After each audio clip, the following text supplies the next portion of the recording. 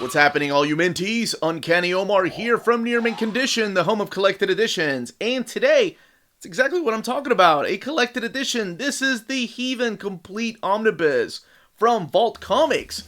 So, join me.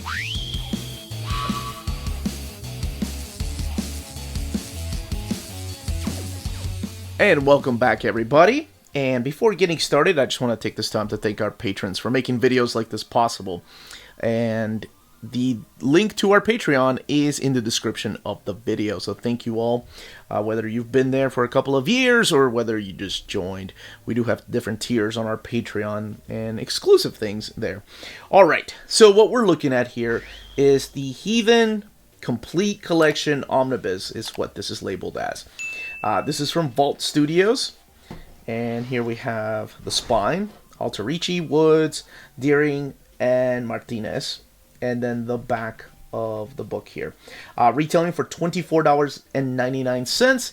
And it is a soft cover. So I know some studios sometimes use the word omnibus and everybody immediately thinks, oh, Marvel Omnibus, DC Omnibus, hardcover. That's not the case. And sometimes it can get really confusing with things like the Lock and Key compendium, which was not a soft cover, but it was the size of an omnibus. But anyway, I've done a video on the channel explaining the different types of collected editions. The thing that stands out here is this amazing cover. I love it. I love when there are things on the cover that stand out, like this cutout here of Adis, who's your main character, and all the characters like Freya there and Brunhild that play an important role in this particular story. So, I've mentioned this in my Hidden Gems, I've talked about this, and somebody brought it to my attention on my Hidden Gems that, hey, Volume 3 is impossible to find and going up in price, and that, I can't finish the story. Well, now Vault Comics decided to print this in a complete collection. Here are your credits created by Natasha Alterici, and then you have Ashley Woods drawing the final arc, Rachel Deering doing the lettering, and then Morgan Martinez doing the lettering for issues 9 through 12. But Natasha Alterici is the artist, writer, colorist on the first 8 issues, also providing the covers. Her work is amazing. Like, I fell in love with this immediately with the first issue. So let's look at it really quick. Now, it's going to be a little rough at first, but I promise her art style just gets better and better. So if you're already digging things like this non-traditional type of artwork, you're going to end up loving it. As a matter of fact, it's interesting because it reminds me of Ashley Wood's art. Not this lady here, but Ashley Wood that did the artwork for Metal Gear comic. It's very sketchy, almost using these sepia tones here with a little splash of color. I think it's great. I love it. I think it fits the tone of this particular story. So, the story. What is this about? I've talked about it in my Hidden Gems, but just in case you missed that, the story is about this young girl right here. This is Adis.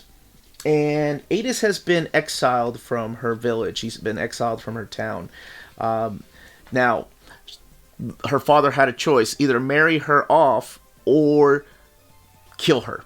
So her father decides to kill her, but instead, kind of like the huntsman in the woods, takes Adis out and just exiles her and tells her never to return back to her village. Now, she has been punished for a crime, and we'll talk a little bit about the crime here in a few, and that's why this is called Heathen. But it's not just her, because there's another heathen. Actually, this book is full of heathens, if you will, quote unquote. So her mission towards the very beginning is to go on this mountain and free this Valkyrie that has been there. And it's just her and a couple of friends here at the beginning, who we'll see later on. But she goes and frees this legendary Valkyrie on this mountain that is surrounded by fire, and her name is Brunhild. And Brunhild has also been punished by the god Odin, the god king Odin. Here, Skull and Hattie, and there's Saga. And it turns out Saga's not really a horse, but a white later on. But you can find out here exactly how all that comes about. But here's Brunhild, and she rescues her so they can both get Odin back. Now, this isn't a story of revenge. I don't want to mislead you. It's not about both of them going to kill Odin, but it's more about how things have to change. Because you see, she was exiled. She is known as a heathen because all she did was commit the crime of kiss another girl. That's it. That's all that happened. So in this town, during this particular era, I like to think this might have taken place in the past. I don't know. That was a huge no.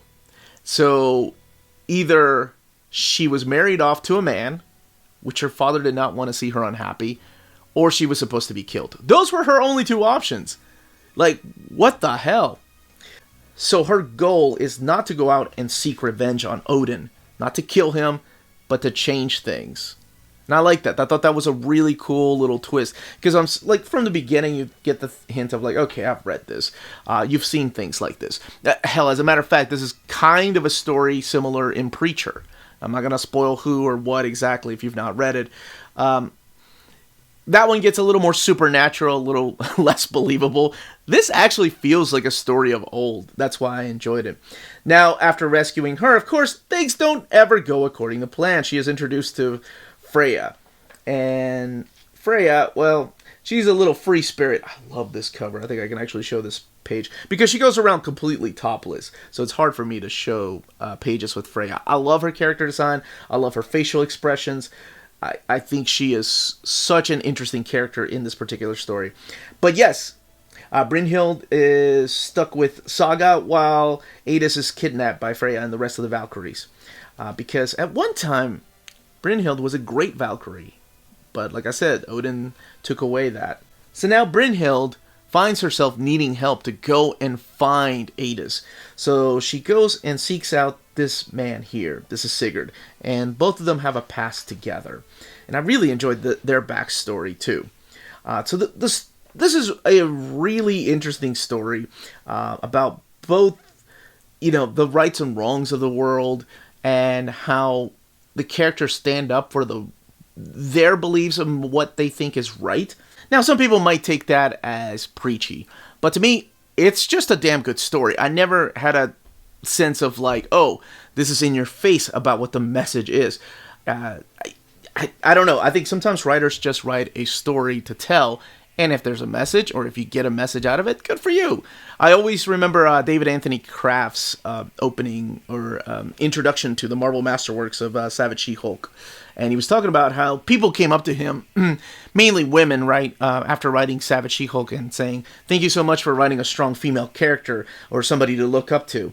And he was just shocked because he was like, I was just kind of telling a story. I really wasn't trying to show a message there, but I'm glad people got something out of it. And maybe that's what happens whenever you're just caught writing a story. You do end up telling a message. And I think that's what happens with important runs like Chris Claremont's X-Men or Jeff Johns' run on The Flash or Green Lantern. And this felt very similar. I think Natasha Alterici had a story to tell, and this was it. Now, the only disappointing thing I will say about this is that when you get used to the artwork, okay, I can actually show these pictures of Freya. She's being a little less, spunky. What I was going to say is the only thing really that, it's not a negative per se, but I really wish that Alterici got to finish the artwork. When you get to the last 4 issues, so this collects issues 1 through 12, it's the complete story. Everything is in here. But the last story arc is drawn by Ashley A. Woods, who's a great artist, don't get me wrong, and very similar, very cartoony. But once you get used to the art style like this, of the sketchiness and roughness all around the edges, that's what I was kind of expecting at the end. This is a little more cleaned up, if you will. Still using the same kind of sepia tones and colors, but I was used to this kind of artwork, and I was hoping Natasha Alterici would finish it. That's about the only downside to this that I found. Like I said, there's nothing wrong with Ashley A. Wood's artwork. I think it's gorgeous. I think it does its job. But I just kind of was hoping. This felt like a manga, I'll be honest, in the way that the creator wrote and drew everything. Because usually here, in America, it feels like it's a writer, an artist, or, penciler, inker, a colorist. You hardly find anybody that kind of does a graphic novel by themselves. And I was hoping that at least with this, maybe Natasha could have finished it, and then it could have been like one of those books that like, oh, you like manga? Well, let me show you Heathen. As a matter of fact, I don't think there's anything wrong with showing this to somebody that enjoys manga, because even in the way that it is written, it reminds me of a manga. All right, let's look in the back here for some extras, because we do have extras. So we have the cover gallery here. Most of these provided by Natasha Alterici. And the other thing I was going to say is that the book has 336 pages. And since it is a softcover, it is the size of a trade paperback, a traditional trade paperback. Oh, the Mermaids. I forgot to talk about them. And there's some Ashley Wood. See what I mean? She's got great style. And there are some variant covers here. Yeah, these are ones by Jen Bartel,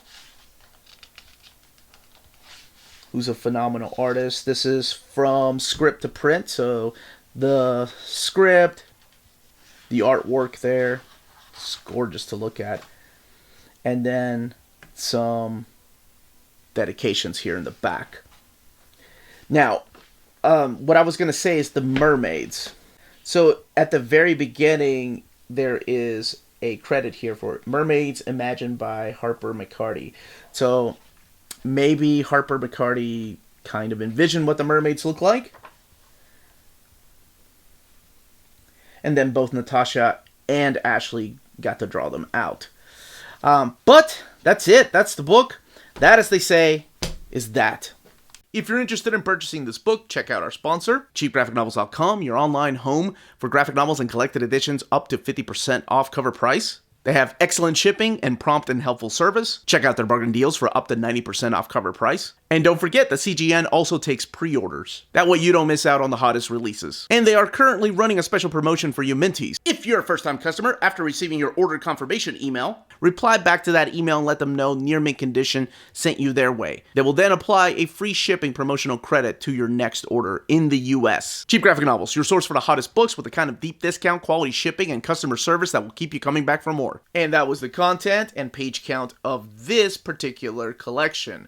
Let me know in the comments down below if you have been picking this up in trade paperbacks, if you couldn't find a volume 3, if you were hoping that one day they would do an all-complete collection, and if you're a hardcover waiter and you're waiting for the hardcover to come out one day. Hopefully the sales of this will show Vault that there is a demand for things like this in hardcover format.